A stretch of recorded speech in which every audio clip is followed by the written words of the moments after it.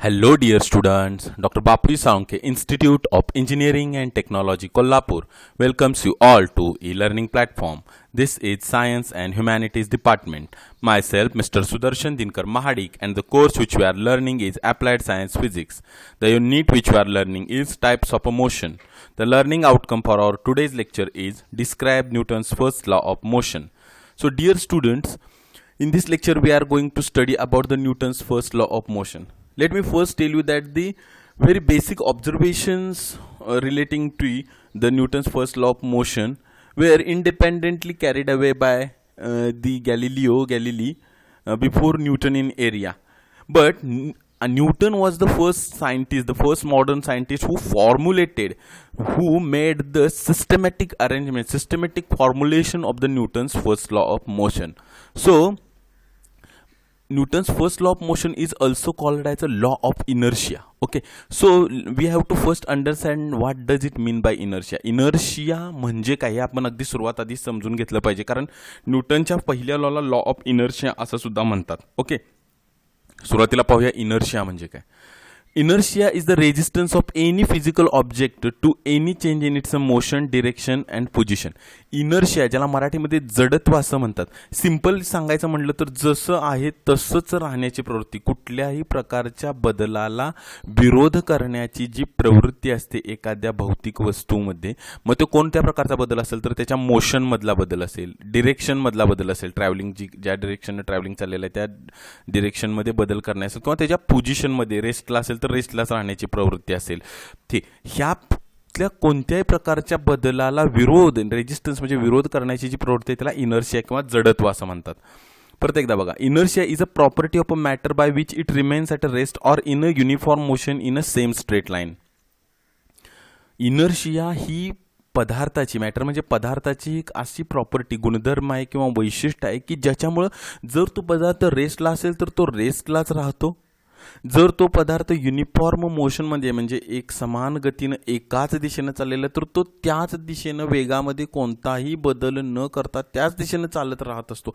ही जी तशीच स्थिर स्थितीमध्ये किंवा तशाच सेम स्थितीमध्ये राहण्याची जी प्रवृत्ती आहे आणि कोणत्याही प्रकारचा बदल ॲक्सेप्ट करायचा नाही, बदलाला विरोध करण्याची प्रवृत्ती आहे, त्याला इनर्शिया असं म्हणतात. लक्षात घ्या. म्हणजे आता उदाहरणार्थ पहा, इथं आता हे दोन गोल्फ बॉल आहेत, लक्षात घ्या, गोल्फ कोर्सवर हे पडलेले आहेत त्या ठिकाणी, हे स्थिर आहेत. तर हे दोन्ही बॉल या ठिकाणी त्यांच्या रेस्ट पोझिशनला आहेत, तर हा त्यांचा इनर्शिया, इनर्शिया ऑफ रेस्ट आहे. लक्षात घ्या की ते त्याच ठिकाणी तसेच पडून राहतात, त्याला इनर्शिया म्हणायचं. किंवा या ठिकाणी हे व्हेकल पाहत असाल, आता हे व्हेकल एक समान युनिफॉर्म मोशननं चाललेलं आहे. बघा, सेम इंटरव्हल ऑफ टाईममध्ये ते सेम डिस्टन्स कव्हर करत आहे. ओके, म्हणजे हे युनिफॉर्म मोशनमध्ये कुठल्याही प्रकारचं ॲक्सलरेशन इथं नाही आहे आणि एका स्ट्रेट लाईनमध्ये ट्रॅव्हल करत आहे, म्हणजे ह्या इनर्शिया आहे. लक्षात घ्या, इनर्शिया ऑफ डिरेक्शन आहे, इनर्शिया ऑफ मोशन आहे. तर मी हे जे काय मगापासून आपणाशी बोलतोय तर त्याच्यामध्ये इनर्शिया म्हणजे काय आपल्याला कळणार असेल की जसं आहे तसंच राहायची प्रवृत्ती, स्थिर असेल तर स्थिरच राहायचं, एक समान गतीने एका दिशेने चालला असेल तर त्याच दिशेनं राहण्याची प्रवृत्ती, कुठल्याही प्रकारच्या बदलाला विरोध करण्याची प्रवृत्ती म्हणजेच inertia. So inertia is a property of matter by which it remains at rest or in uniform motion in the straight line. Okay, मग ह्या इनर्शियाचे कोणकोणते प्रकार आहेत बघा, टाइप्स ऑफ इनर्शिया. आता जसं की आपण बोललो तसं, इनर्शिया ऑफ रेस्ट म्हणजे काय, an object stays where it is placed and it will stay there. The object जिथं आहे तिथंच ते पडून राहिलेलं असणं आणि ते तिथंच तसंच राहणार. लक्षात घ्या, त्याला आपण इनर्शिया ऑफ रेस्ट म्हणायचं. इनर्शिया ऑफ मोशन म्हणजे object will continue at a same speed, जर का ते एक समान गतीनं चाललं असेल तर ते त्याच समान गतीनं चालत राहणार, त्याला इनर्शिया ऑफ मोशन म्हणायचं. इनर्शिया ऑफ डिरेक्शन म्हणजे काय ना, object will stay moving in the same direction. जर का ऑब्जेक्ट एका सरळ दिशेनं चाललेलं असेल किंवा कोणत्याही दिशेनं ते चाललेलं असेल तर त्याच्या दिशेमध्ये कोणताही बदल न करता ते सेम त्याच डिरेक्शननं चालत राहणार, त्याला इनर्शिया ऑफ डिरेक्शन म्हणायचं. म्हणजे परिस्थिती जशी आहे तशीच राहणे. लक्षात घ्या, त्याला म्हणायचं कुठल्याही प्रकारच्या बदलाला विरोध करणे म्हणजे झाला इनर्शिया ऑफ सिम्पली इनर्शिया. आणि हे इनर्शियाचे टाइप्स आहेत. आता ह्याच्यामध्ये बघा, ह्या एक्झाम्पलमध्ये तुम्हाला दोन्ही दिसून येते, इनर्शिया ऑफ मोशन आणि इनर्शिया ऑफ डिरेक्शन दोन्ही दिसून येते. ही जी कार आहे ती एका दिशेनं चाललेली आहे, सेम स्पीडनं चाललेली आहे, म्हणजे इनर्शिया ऑफ मोशन पण हिच्यामध्ये, आणि एकाच दिशेनं चाललेली आहे ती कार. म्हणजे त्याच्यामध्ये इनर्शिया ऑफ डिरेक्शन सुद्धा आहे. मग इनर्शिया ही फॅक्टर आपण का समजून घेणं गरजेचं आहे बरं न्यूटन्स फर्स्ट लॉ ऑफ समजून घेण्यासाठी? दोन कारण आहेत त्याच्यामध्ये, की Newton's first law of motion जो आहे त्याच्यामध्ये दोन पार्ट आहेत. त्यातला पहिला पार्ट जो आहे तो इनर्शियाच्या संदर्भामध्ये भाष्य करतो आणि दुसरा सांगतो इनर्शियाच्या संदर्भातल्या चेंजेस विषयी. लक्षात घ्या. ओके, त्यामुळे इनर्शिया म्हणजे काय ते तुम्हाला आधी समजून घेतलं पाहिजे. आणि आता आपण Newton's first law of motion काय आहे ना ते समजून घ्या, ज्याला लॉ ऑफ इनर्शिया असं सुद्धा म्हणतात. इथं इनर्शियाचा आणखीन एक एक्झाम्पल आहे पहा.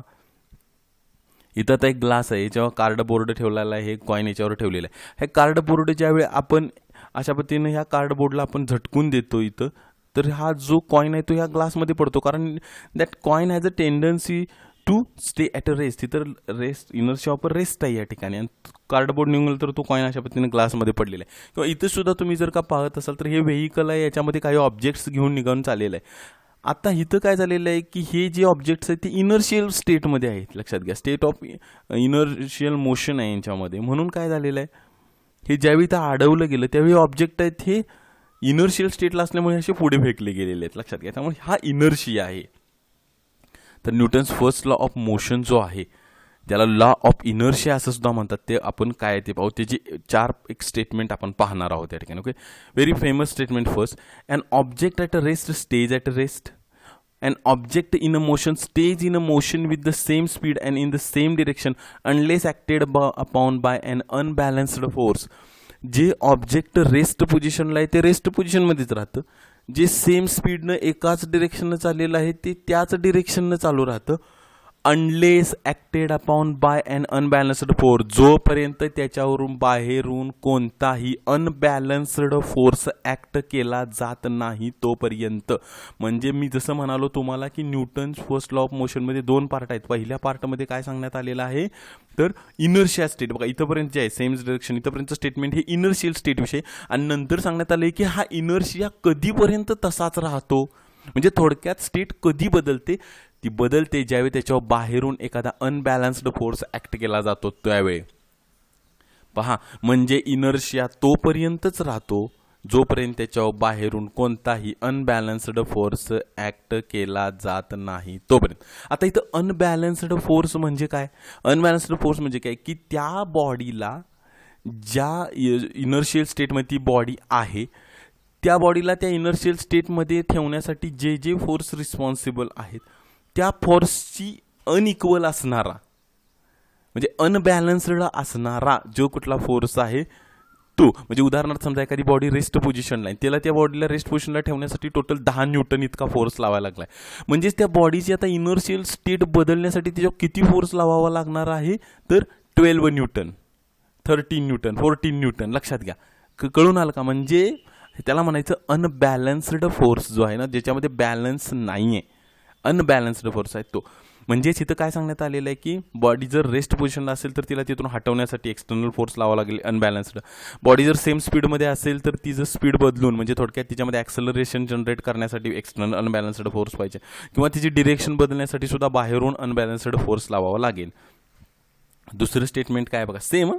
Every body continues to be in its state of rest or in uniform motion in a straight line unless compelled by an unbalanced external force. परत एकदा बघा, सेम स्टेटमेंट आहे. बॉडी जर का स्थिर असेल तर त्या स्थिर स्थितीमध्ये ती राहते, जर का ती युनिफॉर्म मोशनमध्ये असेल स्ट्रेट लाईनमध्ये तर ती तशीच राहते जोपर्यंत तिला कॉम्पेल केलं जात नाही, म्हणजे तिच्यावर अतिक्रमण केलं जात नाही आहे एका एक्सटर्नल अनबॅलन्स्ड फोर्सद्वारे. म्हणजेच काय की अनबॅलन्स्ड एक्सटर्नल फोर्स त्या बॉडीवर अप्लाय केल्या गेल्यानंतर त्या बॉडी रेस्टमध्ये राहत नाही, ती बॉडी तिची ओरिजिनल डिरेक्शन सोडून दुसऱ्या डिरेक्शनला जाते, म्हणजे ती डिरेक्शन बदलली जाते किंवा त्या बॉडीचं स्पीड आहे ते बदललं जातं. लक्षात घ्या, म्हणजे Newton's first law of motion भाष्य कशावर करतोय की इनर्शिया जर का तुम्हाला मोडून काढायचं असेल, इनर्शियल स्टेट जर का बॉडीची बदलायची असेल तर तुम्हाला त्या बॉडीवर फोर्स ॲक्ट करावा लागतो, एक्सटर्नल फोर्स, तोही अनबॅलन्स्ड फोर्स. लक्षात घ्या, म्हणजे एक्सटर्नल फोर्स बॅलन्स्ड असेल तर इनर्शिया मोडला जात नाही. बॉडीला इनर्शियल स्टेटमध्ये ठेवण्यासाठी समजा 10 न्यूटन एवढा फोर्स लागलेला आहे, आणि तुम्ही जर का एक्सटर्नली आणखीन 10 न्यूटन्स लावत असाल तर तो अनबॅलन्स्ड फोर्स नव्हे, बॉडीची इनर्शियल स्टेट तो मोडून काढू शकत नाही फोर्स. म्हणून आपण सिंपल वर्डमध्ये म्हणू शकतो Newton's first law of motion अशा पद्धतीनं की to break the inertia the external unbalanced force should be applied on the body. जर का बॉडीचा इनर्शिया मोडून काढायचा असेल, म्हणजे बॉडी स्थिर असेल तर तिला गतिमान बनवायचं असेल, जर एक समान गतीमध्ये असेल तर तिची गती बदलायची असेल, किंवा एकाच दिशेने ती जात असेल तर तिची दिशा बदलायची असेल, तर तुम्हाला एक्सटर्नल अनबॅलन्स्ड फोर्स त्याच्यावर अप्लाय केला गेला पाहिजे. समजून आलं का? पहा, तर हे Newton's first law of motion आपल्याला सांगतोय या ठिकाणी. आता इथं पहा, न्यूटन्स फर्स्ट लॉ ऑफ मोशनचं म्हणणं काय आहे, हा जो बॉल ट्रॅव्हल करायला लागलेला आहे तो, according to Newton's first law of motion, this ball will not stop moving if it is not acted upon by some external unbalanced force. जर का ह्या बॉलवर बाहेरून कोणताही अनबॅलन्स्ड फोर्स लावला गेला नाही तर हा बॉल अनंत काळापर्यंत अनंत डिस्टन्स अशाच पद्धतीने ट्रॅव्हल करत राहील. लक्षात घ्या. परंतु आपला एक्सपिरियन्स काय सांगतोय, our daily experience tells us that moving ball stops after travelling a certain distance because the frictional force acts on it. आपण काय पाहतो की हा बॉल काही अंतर गेल्यानंतर थांबतो. का थांबतो हा बॉल? कारण की ती ग्राउंड आणि हा बॉलचा जो सरफेस आहे यांच्यामध्ये एक्सटर्नल फोर्स आहे. म्हणजे तो कोणता आहे तर फ्रिक्शनल, घर्षण हा फोर्स त्या ठिकाणी आहे आणि म्हणून हा बॉल थांबतो. लक्षात घ्या. अदरवाईज समजा फ्रिक्शनच नसतं, एकदम स्मूथ अँड ग्लॉसी सरफेस असतं तर हा बॉल कधीच थांबला नसता. तुम्ही त्या बॉलला किक मारल्यानंतर हा बॉल तसाच ट्रॅव्हल करत राहिला असता कायम. परंतु external unbalanced force, frictional force त्याच्यावर अप्लाय होत असल्यामुळे तो बॉल थांबतोय. लक्षात घ्या. ओके, पुढचं उदाहरण पहा बरं तुम्ही. आपण एखाद्या कारमध्ये, एका व्हेकलमध्ये या ठिकाणी बसलेलो आहे. ओके, आणि मग होतं काय की आपण ड्राईव्ह व्हायला लागलेली आहे गाडी. ओके ठीक आहे. आणि ज्यावेळी ब्रेक्स सडनली अप्लाय केले जातात, when a car brakes quickly applied, the passenger will be thrown forward because of inertia. Inertial स्टेटला आपण या ठिकाणी असतोय, परंतु म्हणजे इथं स्थिर बसलेलं आहे. गाडी ज्या गतीनं चाललेली आहे तीच गती आपल्याला सुद्धा या ठिकाणी प्राप्त झालेली आहे. परंतु न्यूटन्स फर्स्ट लॉ ऑफ मोशननुसार बघा, आता तुम्ही एक्सटर्नल फोर्स ब्रेक अप्लाय केले गेल्यानंतर काय होतंय, इनर्शियल स्टेट मोडली गेली ना. इथं आपण इनर्शियल स्टेटमध्ये असतोय आणि परंतु एक्सटर्नल फोर्स अप्लाय झाल्यामुळं इनर्शियल स्टेट मोडली गेली आणि आपण पुढच्या दिशेने अशा पद्धतीनं फेकलो जातो आहे. बरोबर आहे का? त्या पद्धतीनं. म्हणून आता ह्या उदाहरणामध्ये सुद्धा तुम्ही पहा की हँडल बिअरर जो आहे, म्हणजे या सायकलवर बसलेला हा जो व्यक्ती आहे तो अशा पद्धतीनं ट्रॅव्हल करायला लागलेला आहे. ठीक आहे. आता ह्यो ज्या एक समान गतीने ह्या सायकलला जी गती प्राप्त आहे त्याच गतीनं हा सुद्धा ट्रॅव्हल करायला लागलेला आहे हँडल बिअरर. परंतु इथं तो या ठिकाणी थटला, या ठिकाणी it collides with this obstacle, आणि तो काय होतो, याला इनर्शियल स्टेट असल्यामुळे सायकल जरी त्या ठिकाणी तटली तरी सुद्धा तो त्याच मोशनमध्ये होता, त्यामुळे तो पुढच्या बाजूला फेकला जातो. म्हणजे Newton's first law explains why you go flying over the handlebars if your bike stops suddenly. का हे Newton's first law of motion आपल्याला या ठिकाणी सांगते.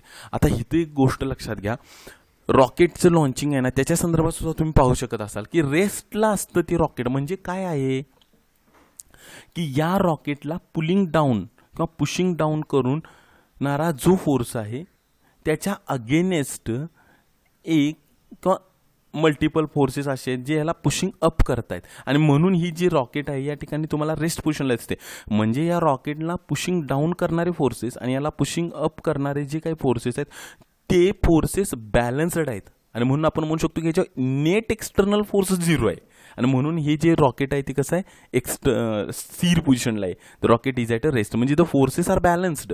याला पुशिंग डाऊन करणारे आणि पुशिंग अप करणारे फोर्सेस आहेत ते इक्वल आहेत, बॅलन्स्ड आहेत, आणि त्यामुळं हे रॉकेट आहे ते काय आहे, रेस्ट पोझिशनला आहे. आता Newton's first law of motion कशा पद्धतीने इंटरफेअर इथं होतोय पहा, की ज्यावेळी हे रॉकेट आपण म्हणतोय की वरच्या दिशेने त्याने ट्रॅव्हल सुरुवात केली, ह्याचाच अर्थ काय झालं की फोर्सेस अनबॅलन्स्ड झाले या ठिकाणी.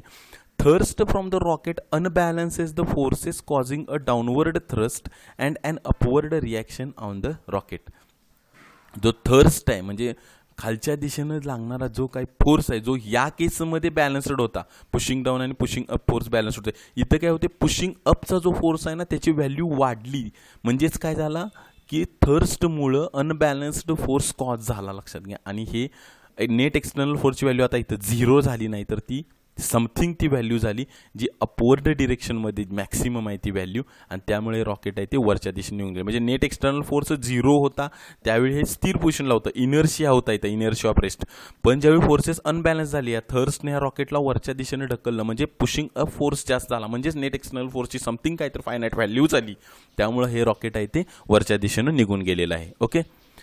आता इथे एक महत्त्वाचा सिद्धांत येतो बघा, न्यूटन्स फर्स्ट लॉ ऑफ मोशनचं चौथं रूप इथं तुम्ही या ठिकाणी म्हणू शकता. द स्टेट ऑफ रेस्ट और uniform linear motion both imply zero acceleration. म्हणजे काय, एखादं ऑब्जेक्ट रेस्ट पोझिशनला आहे किंवा एका युनिफॉर्म मोशनमध्ये आहे हे सांगत असतं आपल्याला की त्याच्यामध्ये ॲक्सेलरेशन ॲक्च्युली झिरो आहे. बरोबर आहे का. म्हणजे Newton's first law of motion जो आहे तो आपण कशा पद्धतीने सांगू शकतो बघा. If the net external force on a body is zero its acceleration is zero. बॉडीवर जर का एक्सटर्नल फोर्स झिरो असेल तर बॉडीमध्ये ॲक्सेलरेशन झिरो आहे. जर का ॲक्सेलरेशन नॉन झिरो असेल, the acceleration can be non zero only if there is a net external force on a body. जर ॲक्सेलरेशन बॉडीमध्ये काहीतरी व्हॅल्यू फायनाईट असेल याचाच अर्थ बॉडीवर काहीतरी एक्सटर्नल नेट फोर्स अप्लाय करतोय. आणि म्हणून मी या ठिकाणी हे उदाहरण घेतलेलं आहे बघा, अ फ्लाइंग शिपचं. इथं काय घडलेलं आहे पहा की ही जी शिप आहे म्हणजे ही जी एरोशिप आहे त्याच्यामध्ये काय आहे तर ज्यावेळी ही सेम एअर स्पीडनं हे ट्रॅव्हल करते म्हणजे एका स्थिर गतीनं हे ट्रॅव्हल करायला लागलेली आहे त्यावेळी काय असते, थर्स्ट म्हणजे याला पुढच्या दिशेनं नेणारा फोर्स आणि ड्रॅग म्हणजे याला मागच्या दिशेनं ओढणारा फोर्स हे बॅलन्स्ड असतात. म्हणजे ड्रॅगच्या फोर्सची व्हॅल्यू आणि थर्स्ट फोर्सची व्हॅल्यू ही ज्यावेळी बॅलन्स्ड असते त्यावेळी हे विमान जे आहे ही एअर प्लेन जे आहे ते एक समान गतीनं पुढे चाललं असते. म्हणजे याच्यामध्ये ॲक्सेलरेशनची व्हॅल्यू झिरो आहे. आपल्याला माहिती आहे ॲक्सेलरेशन झिरो म्हणजे वेलॉसिटी कॉन्स्टंट असते. पण ज्यावेळी ह्या विमानाचं स्पीड वाढवायचं असेल त्यावेळी काय झालं पाहिजे, अनबॅलन्स्ड झाले पाहिजेत फोर्सेस. थर्स्ट आणि ड्रॅगमध्ये अनबॅलन्स झाला पाहिजे आणि म्हणून थर्स्टची व्हॅल्यू वाढवली जाते आणि मग हे विमान आहे ते पुढच्या दिशेनं निघून जातं. फास्ट गतीमध्ये बदल होतो आणि हे पुढच्या दिशेनं फास्ट वाहून म्हणजे पुढं निघून जातं. म्हणजे याच्यामध्ये ॲक्सेलरेशन जनरेट केलं जातं एक्सटर्नल फोर्सद्वारे. बघा एक्सटर्नल फोर्सद्वारे याच्यावर एक्सटर्नल फोर्स इम्बॅलन्स्ड फोर्स याच्यावर ॲक्ट झाला नेट एक्सटर्नल फोर्स म्हणून ह्याच्यामध्ये ॲक्सेलरेशन जनरेट झालं आणि स्लो स्पीडनं निघलं. त्याच्याबरोबर उलटं सुद्धा खरं आहे की जो ड्रॅग आहे त्याची व्हॅल्यू जर का जास्त झाली तर हे विमानाचं स्पीड आहे ते काय होणार आहे, थोडंसं कमी कमी होत जाणार आहे. ओके, त्यानंतर पहा की लिफ्टची व्हॅल्यू, लिफ्ट फोर्सची व्हॅल्यू आणि वेट फोर्सची व्हॅल्यू जर का इक्वल असेल तर ते विमान एक समान उंचीवरून चालणार आहे, पृथ्वीच्या पृष्ठभागापासून किंवा समुद्र सपाटीपासून चालणार आहे. ही गोष्ट तुम्ही ध्यानात घ्या. म्हणजे मला काय याच्या उदाहरणामधून सांगायचं की ज्यावेळी ॲक्सेलरेशन झिरो आहे त्यावेळी हे विमान एक समान गतीने चाललेलं आहे. पण ज्यावेळी याची गती वाढवायची आहे किंवा कमी करायची आहे त्यावेळी मात्र ॲक्सेलरेशनच्या व्हॅल्यूमध्ये फरक केला पाहिजे आणि तो फरक आपण नेट एक्सटर्नल फोर्स अप्लाय करून करू शकतोय. तर हे Newton's law of first law of मोशनचं अशा पद्धतीने इथे एक्सप्लेनेशन आहे.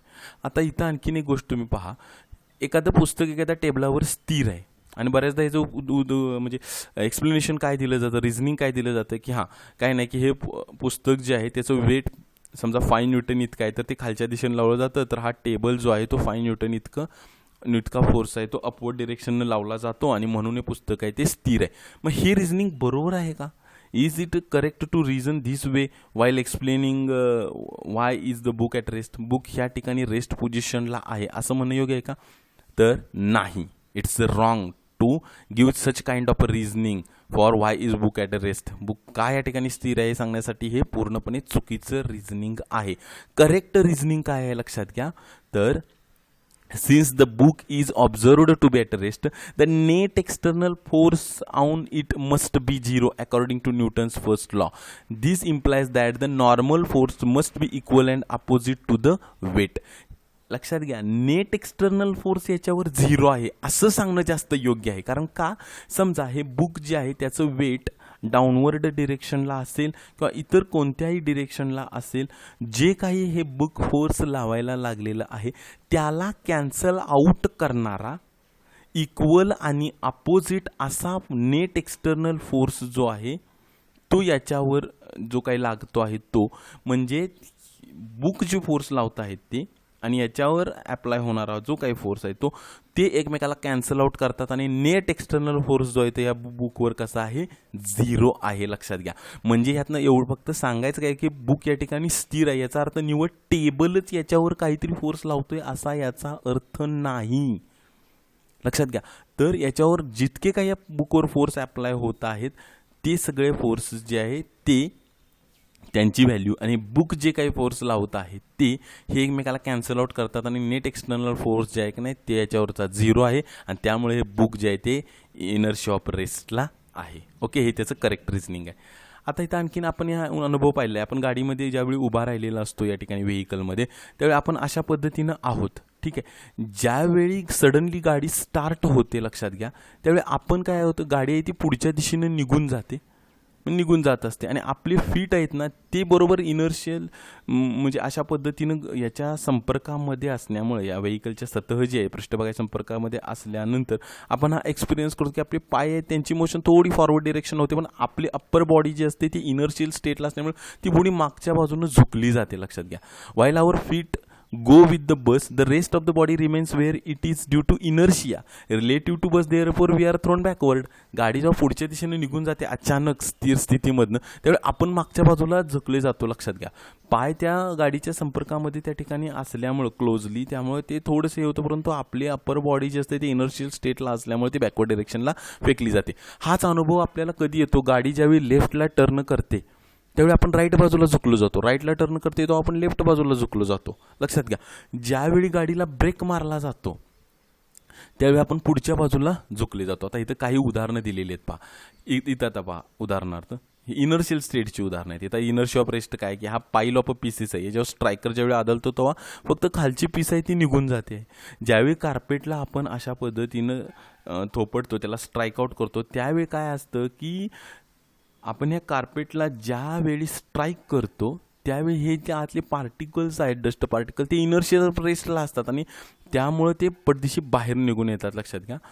झाड जे आहे ते आपण हलवतो आणि ते झाड हलवून त्याचे फळं जे आहेत ती खाली पडत असतात. आता होतं कसं, ते जे फळ आहे त्या फळ जे आहे त्याचं जे मास आहे ते इनर्शियल स्टेटला आहे, ते फळ, लक्षात घ्या. आपण ज्यावेळी झाड हलवतो त्यावेळी ते फळ आहे ती इनर्शियल स्टेटला तिथं स्थिर आहे ना, आणि तो झटका बसल्यामुळे ते फळ आहे ते खाली तुटून पडतं. हे पण इनर्शियल स्टेटचं न्यूटन फर्स्ट लॉ ऑफ मोशनचं उदाहरण आहे. हे लॉंग जंप करणारे किंवा भालाफेक करणारे जे असतात खेळाडू, ते लांबून पळत येतात, लक्षात घ्या, आणि त्यांची नंतर ते उडी मारतात त्या गतीमध्येच मारतात, कारण त्यांना तो इनर्शिया प्राप्त झालेला असतो, लक्षात घ्या, त्या स्पीडचा, आणि त्यामुळे ते दूरपर्यंत फेकले जातात.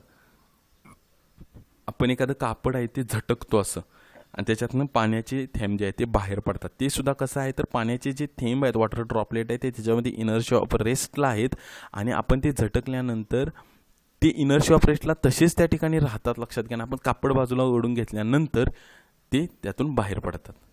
Thank you. This is all about Newton's first law of motion. I hope you all have understand the Newton's first law of motion. Thank you dear students.